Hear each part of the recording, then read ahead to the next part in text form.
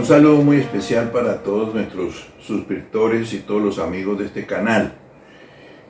Volvemos a vernos, a encontrarnos en estos espacios de análisis sobre la historia de América Latina, después de un receso necesario de fin de año, festividades del comienzo del año nuevo, y vamos entonces a comenzar otra vez nuestras actividades de difusión académica, histórica.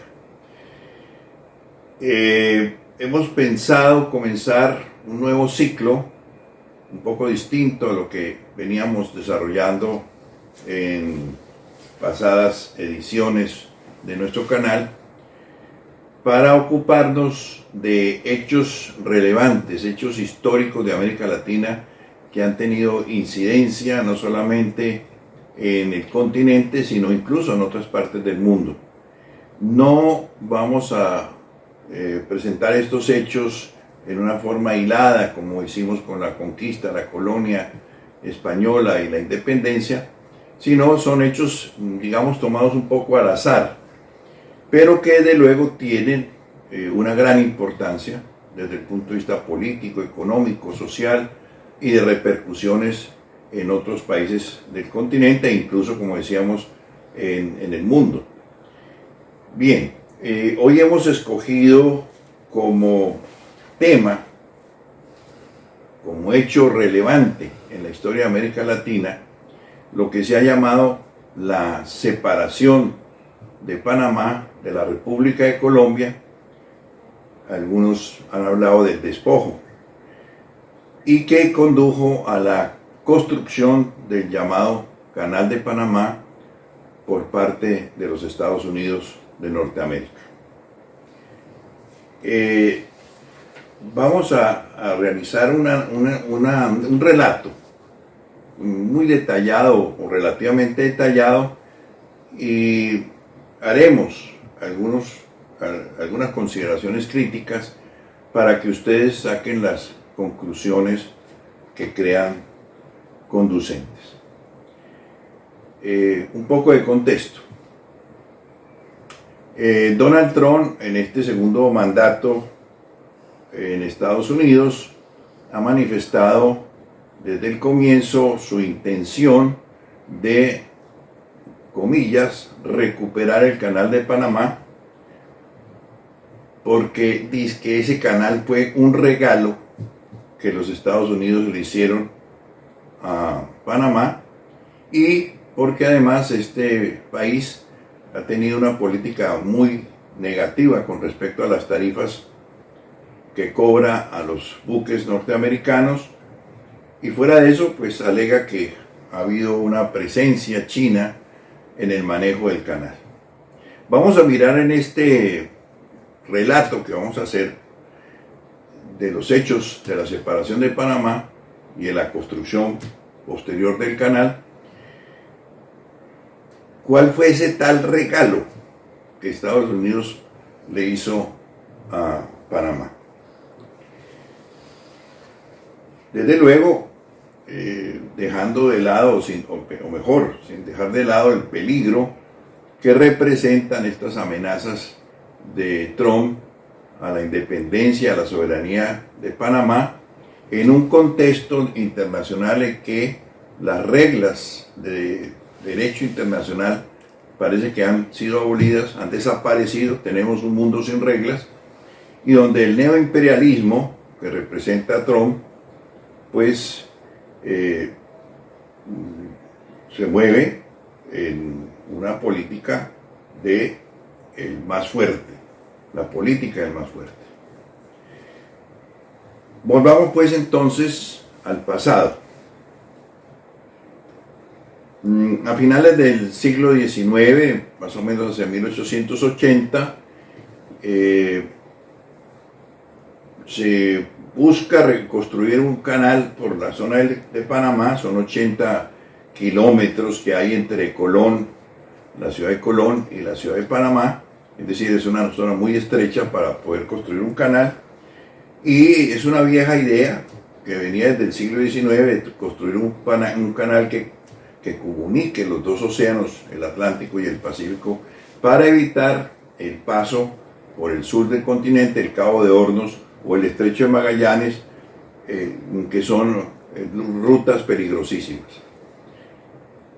Entonces se constituye en Francia una empresa encabezada por Ferdinand Lesseps, es un ingeniero, fue el que construyó, dirigió la obra del Canal de Suez, que comunicó el Mar Rojo con los países arábigos y con la India sobre todo, que era la gran colonia, la más importante colonia del imperialismo inglés.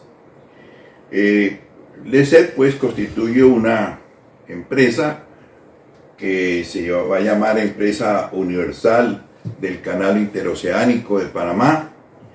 Esa empresa se constituye con acciones que compran muchísimos franceses, con recursos también del Estado galo, incluso una lotería. Finalmente, pues, Lesseps, con este propósito de construir el canal, le ofrece a Colombia, que es la república a la cual pertenece Panamá en ese momento, es un departamento de Panamá, le ofrece la construcción del canal a través de una concesión y, aprobada esa concesión, comienzan los trabajos en 1880. La construcción pues supone las excavaciones y remoción de tierras, etc. Esa construcción va a durar entre 1880 y 1892, cuando la empresa de Lesseps se declara en quiebra. Este y su hijo son llevados a los tribunales franceses por corrupción. Es un enorme escándalo en Francia. Fracasa pues este intento de hacer el canal por parte de los franceses, y en este fracaso tiene que ver pues en primer lugar un mal diseño por parte de Lesseps. Quería un canal a nivel, no con esclusas, igualmente a las dificultades del terreno, pero lo más grave y lo que realmente lleva al fracaso total es la malaria y la fiebre amarilla que afecta a los trabajadores que intervienen en la construcción del canal. Mueren como moscas. 20.000 trabajadores van a ser afectados por la fiebre amarilla o por el paludismo y otras fiebres.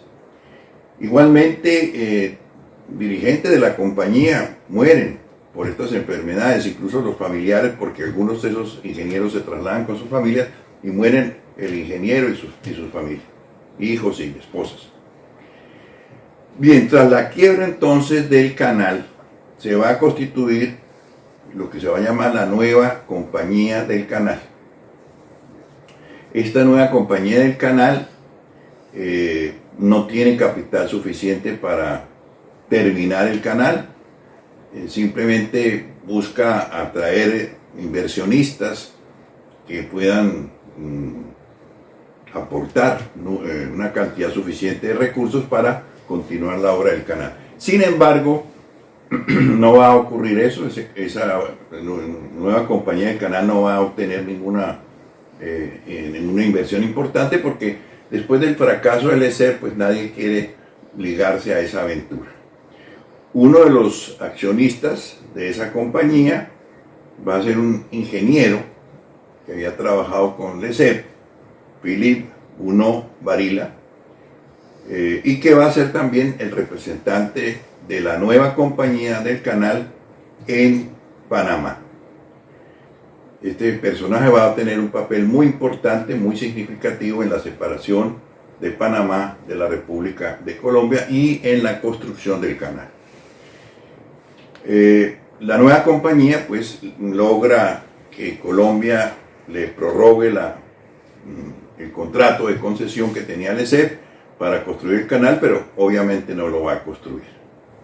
En 1896, el gerente de la nueva compañía del canal, el francés Maurice Motin, va a contratar al abogado William Nelson Cromwell para que realice una política de cabildeo ante los Estados Unidos, a fin de que Estados Unidos desista de la idea de construir un canal por Nicaragua, incluso ya tenía un tratado con ese país para hacer el canal por ese territorio, y más bien busque continuar la obra del canal que habían realizado, hasta donde la habían realizado los franceses.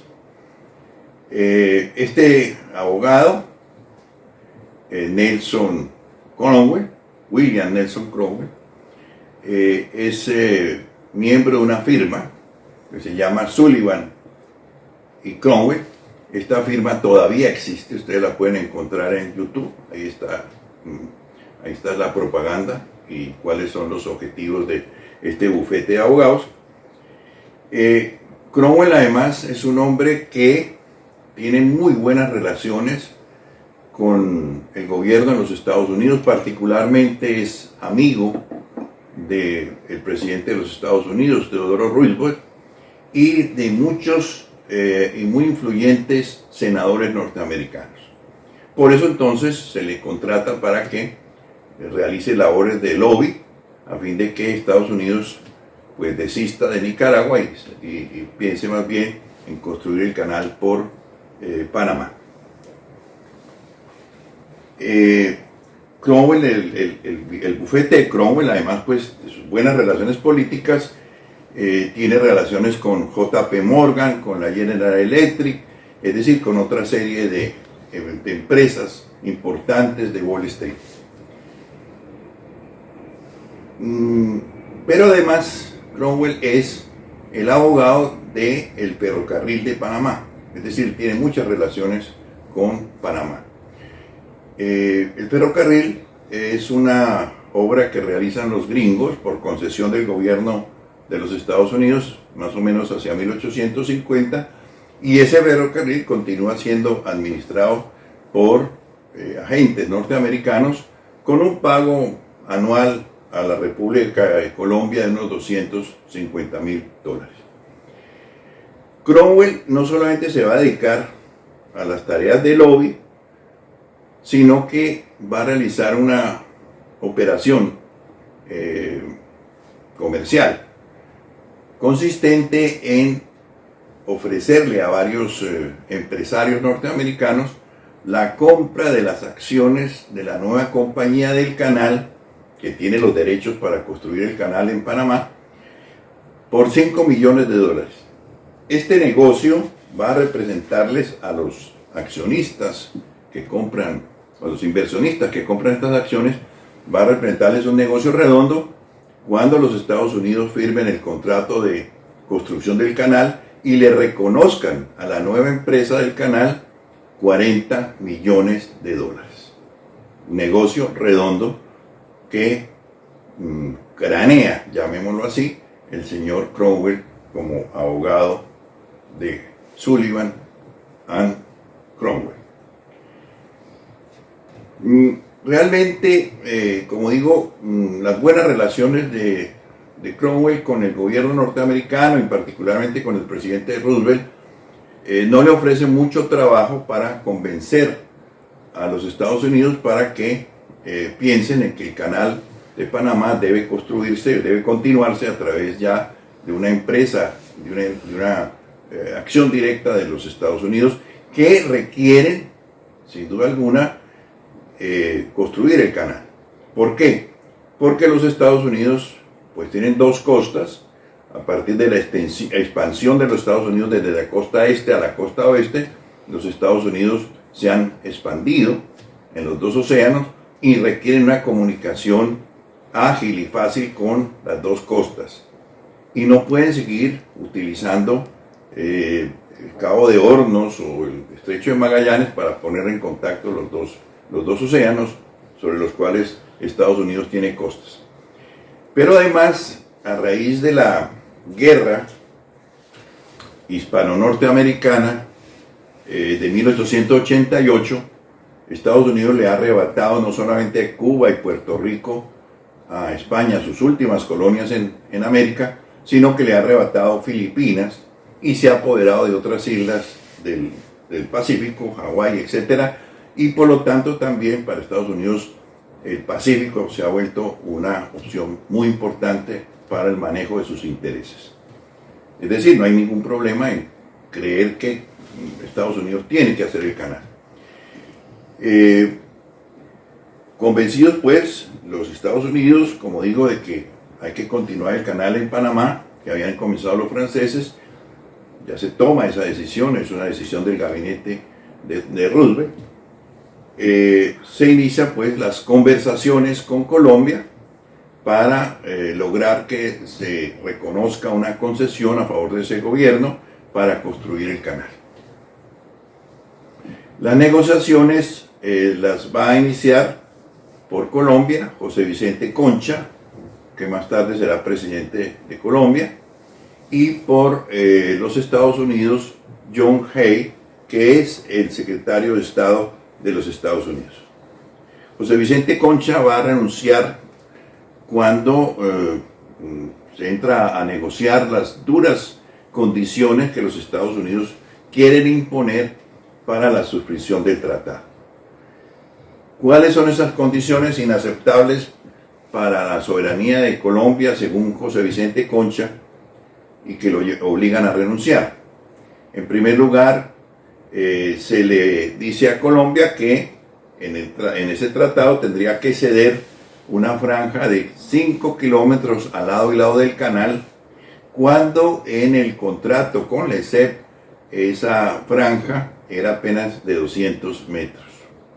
En vez de un contrato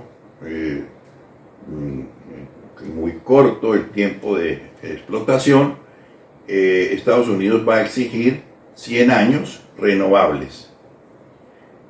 Además, se le van a pagar a Colombia apenas 10 millones, mientras que a la compañía nueva del canal le van a pagar 40 millones. Es decir, una situación muy desventajosa para Colombia. El presidente de Colombia es José Manuel Marroquín, un célebre poeta. Aquí en Colombia se le conoce por una famosa poesía de La Perrilla. Es una persona que tiene una enorme responsabilidad en lo que va a ocurrir a continuación.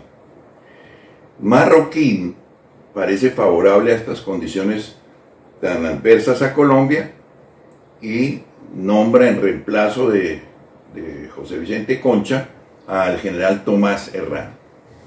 Tomás Herrán, pues instruido por Marroquín, firma el acuerdo, el contrato.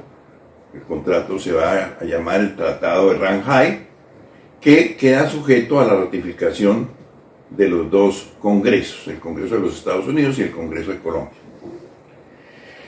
Sin embargo, estas negociaciones, que han sido difíciles, ya van apuntando a que esa aprobación por el Congreso de Colombia va a tener grandes dificultades. Y entonces ya comienza a surgir allí en Panamá un grupo de personas que van a pensar que es necesaria la independencia para construir el canal. Es decir, que Colombia no va a suscribir el tratado y que por lo tanto el canal no se va a hacer bajo la soberanía colombiana y que por lo tanto es necesaria la independencia. Ese grupo de personas están encabezadas por José Agustín Arango, una persona que había sido 2 veces senador por Panamá, que había sido senador en el Congreso colombiano, y por Manuel Amador Guerrero. Este personaje es un cartagenero, pero que se ha asentado ya en Panamá hace muchos años. Ambos son empleados de la compañía del ferrocarril de Panamá, que es de propiedad de los Estados Unidos y que administran los Estados Unidos en ese momento. Y por lo tanto son conocedores de las relaciones que tiene el abogado Cromwell con los Estados Unidos. Acuden a él para solicitarle ayuda a la eventual separación, sabiendo y conociendo cuáles son sus relaciones con el gobierno de los Estados Unidos. Sin embargo, Roosevelt orienta a Cromwell diciendo que hay que esperar a ver qué pasa con el Congreso del Congreso de Colombia con respecto a la aprobación del Tratado Herrán-Hay. Roosevelt, que va a ser conocido como el promotor de la política del gran garrote habla suavemente y lleva un gran garrote y llegará lejos, son las expresiones de Roosevelt, orienta a la delegación diplomática en Bogotá a que presione a las autoridades colombianas para que se apruebe el famoso tratado. Y dice que fueran tan duros, le dice a la delegación norteamericana en Bogotá, que fueran tan duros como fuera posible. Esas despreciables criaturas de Bogotá deben entender de qué modo está comprometido su porvenir. Esa es la forma en que los imperialistas norteamericanos miran a los países del sur, a los países latinoamericanos. Despreciables criaturas.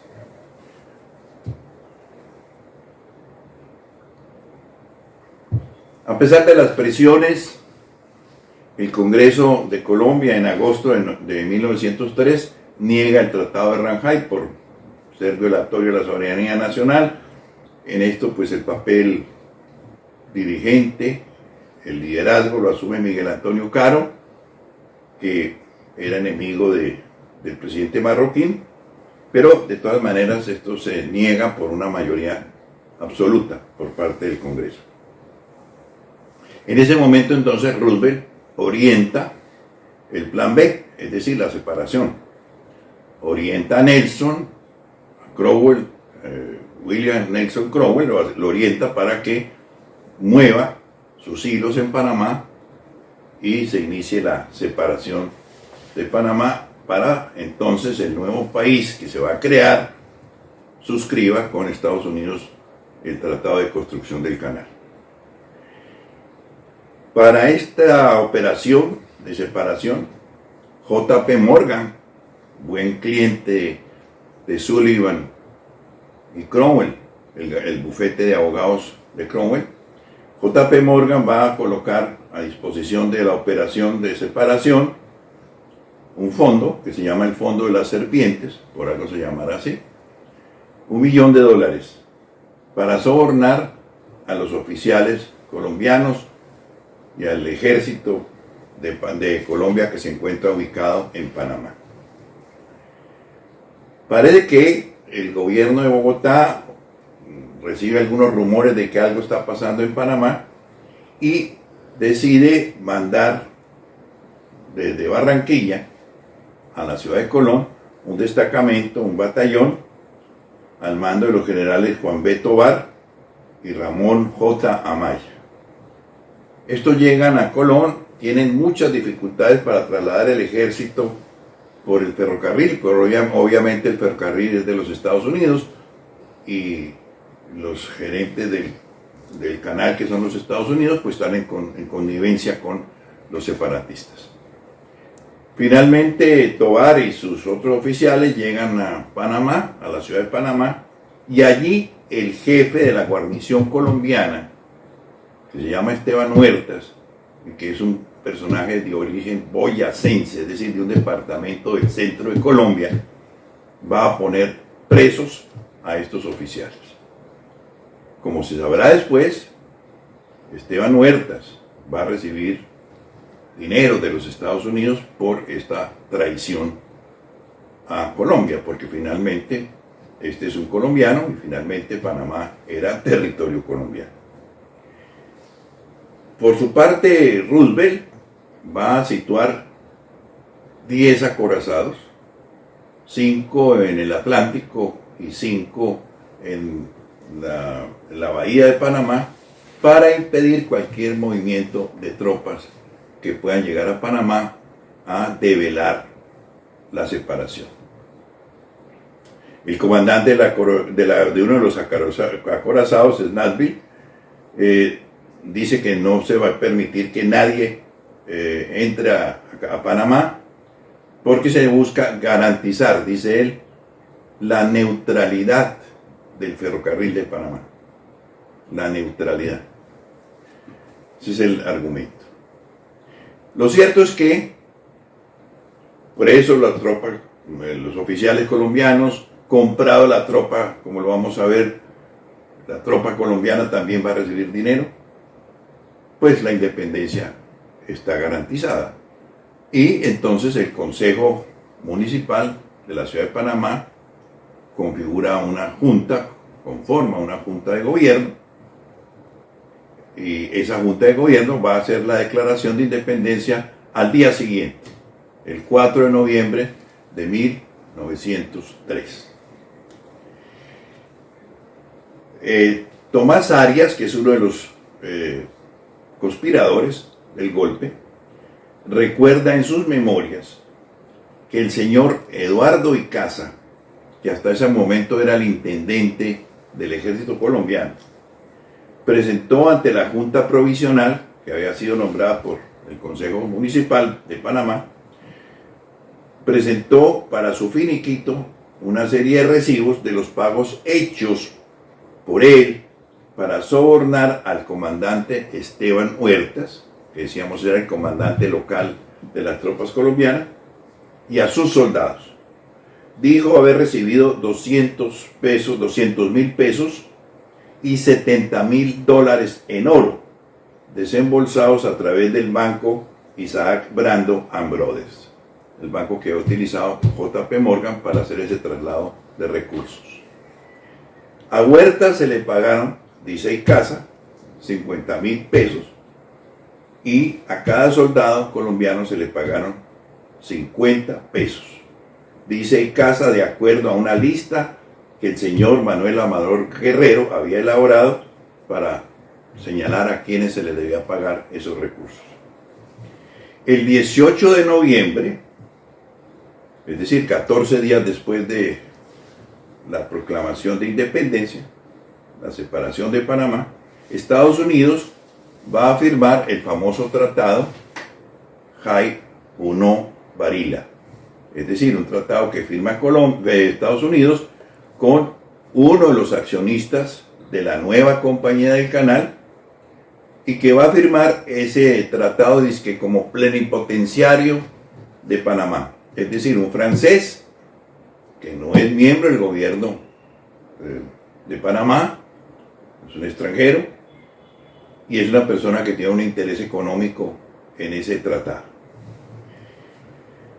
Ese tratado pues es el que define que Panamá va a aceptar y a ceder parte de su soberanía para la construcción del canal de Panamá, y curiosamente pues este tratado se firma con un territorio, Panamá, que se había separado de Colombia, había declarado la independencia, pero que no había sido reconocido todavía por los Estados Unidos.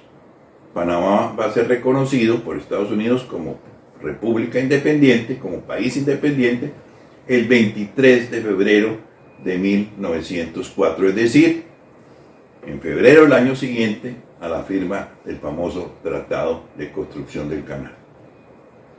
La Junta Provisional acepta el tratado que firmó Bruno Varila, lo acepta sin siquiera leerlo, lo firman sin siquiera conocerlo a fondo. ¿Qué dice el tratado frente al tratado anterior que se le había ofrecido a Colombia? Pues es mucho más leonino. En vez de un término de 100 años prorrogables para que Estados Unidos administre el canal, ahora va a ser a perpetuidad. En vez de 5 kilómetros al lado y lado del canal, que se van a dejar como propiedad por ese término para los Estados Unidos, son 8 kilómetros, más lagos y ríos adyacentes. A Panamá se le reconocen $10 millones, como había sido el caso con Colombia, y 40 millones para la compañía nueva del canal, de la cual uno de sus grandes accionistas es el señor Bruno Varila, que ha firmado el contrato. Bruno Varila firma el contrato y a los 2 días se va para Francia y nunca más volverá. Bien, Roosevelt entonces dirá con cinismo: yo me tomé a Panamá, I took to Panamá, porque Bruno Varila me lo ofreció en bandeja de plata. Y el otro cínico es el presidente marroquí, cuando dice, ¿de qué se quejan? Me entregaron un país y les devuelvo dos. Bien, la responsabilidad de Marroquín es la siguiente, para que quede claro el asunto.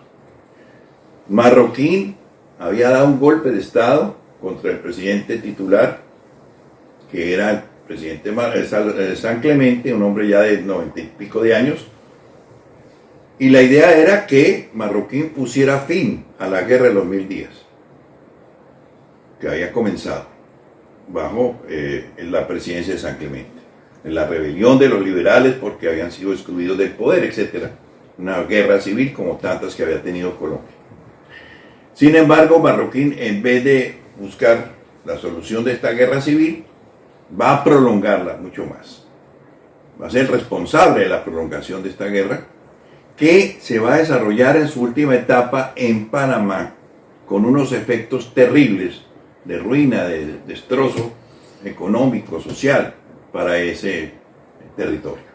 Por eso es que Panamá necesitaba el canal, pensaba que el canal era una solución después del desastre que había ocasionado la guerra de los 1000 días. El gobierno de Marroquín tiene responsabilidad también en el fusilamiento del líder liberal panameño, un indígena, Victoriano Lorenzo. Se le fusila cuando en el tratado que pone fin a la guerra civil, que es el tratado de Neerlandia, que firman los liberales y los conservadores en un acorazado gringo, el Wisconsin. En ese tratado se había acordado que no habría represalias para los dirigentes de la rebelión contra el gobierno conservador. Sin embargo, a este dirigente se le fusila. Eso crea mucho malestar en Panamá, mucha inconformidad, y eso lleva a que el jefe militar en ese momento en Panamá, Vázquez Cobo, hermano de Vázquez Cobo, que después será candidato conservador, va a asaltar el periódico que da cuenta de estos hechos y que demuestra la enorme inconformidad de la ciudadanía panameña, va a asaltar el periódico y lo va a cerrar. Es decir, todos los actos de represión y de violencia contra un pueblo, el panameño, que se ha manifestado contrario y que ha sufrido las penalidades de la guerra civil.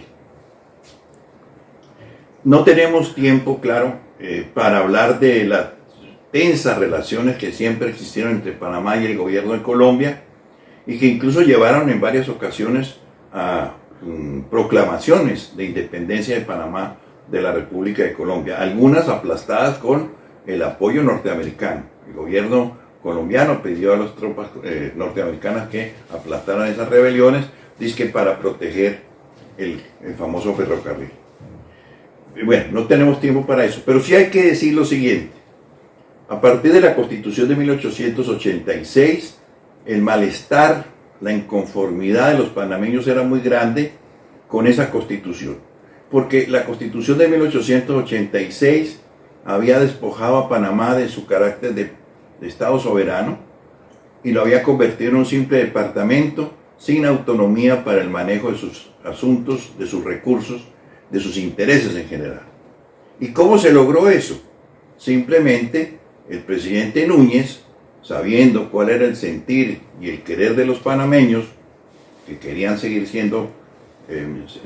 querían seguir en el Estado colombiano, pero en una organización federal, el presidente Núñez entonces decide que el Consejo de Legatarios, que va a nombrar, que va a conformar, que va a hacer la Constitución del 86, en ese Consejo de Legatarios participe como representante de Panamá el jefe conservador Miguel Antonio Caro, un personaje que se preciaba de no haber conocido el mar, de no haber salido de la sabana de Bogotá.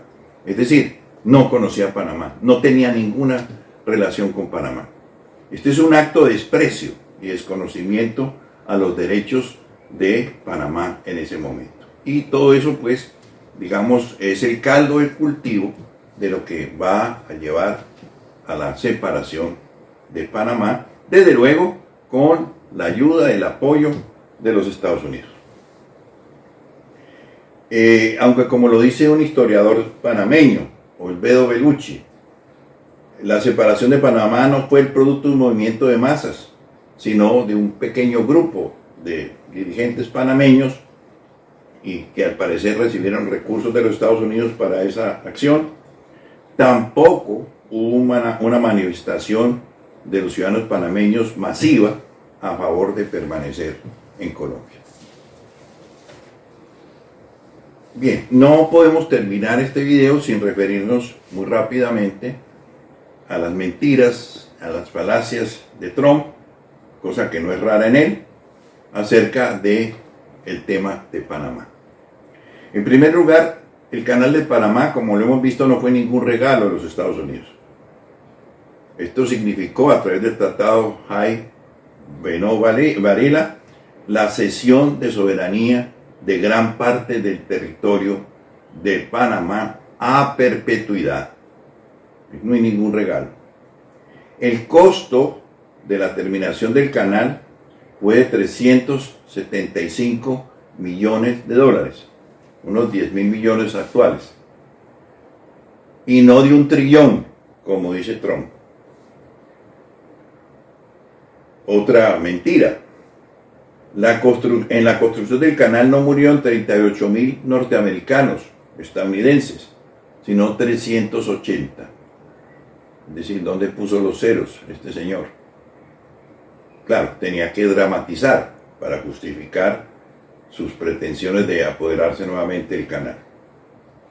En total murieron 20.000 personas, la mayoría trabajadores de la empresa francesa LSER, a raíz de la fiebre amarilla, del paludismo, en fin, de las enfermedades tropicales que afectaron a esos trabajadores y que no tenían las medidas sanitarias que después Estados Unidos impuso y que pudo, gracias a esas medidas, terminar el canal.